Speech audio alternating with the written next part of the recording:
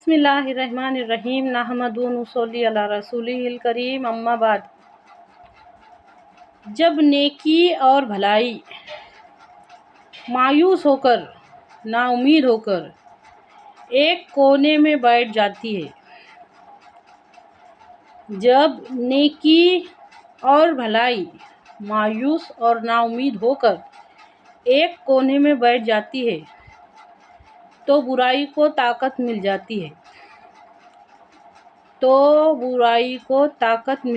ہے، اختیار مل جاتا ہے، اقتدار مل جاتا ہے، برائی کو اقتدار مل جاتا ہے۔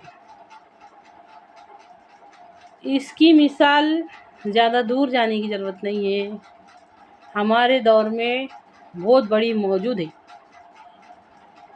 جب نیکی کرنے والے خاموش، اداس، نا امید ہو کر ایک کونے میں بیٹھ جاتے ہیں، ہمارا یہ ذہن اللہ تعالیٰ نے ہم کو صرف دنیا داری کے واسطے سوچنے کے لیے ہی نہیں دیا۔ غور کرو اس بات سے ایمان والی بات سے کیا تعلق ہے؟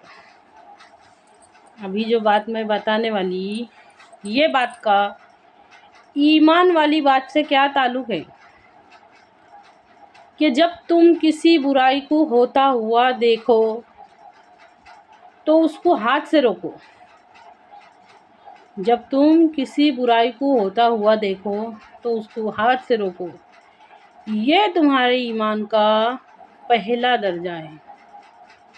اگر تم کسی برائی کو ہوتا ہوا دیکھو اور اس کو زبان سے روکو تو یہ تمہارے ایمان کا دوسرا درجہ ہے۔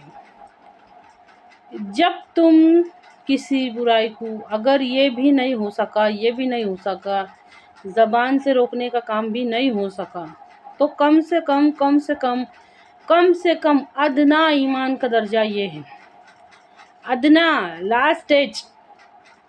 ادنا ایمان کا درجہ یہ ہے کہ تم اس برائی کو دل میں برا محسوس کرو۔ اس بات کا ایمان والی بات سے کیا تعلق ہے؟ غور کرو، ہمارا ذہن صرف دنیا داری کو سوچنے کے واسطے نہیں دیا گیا۔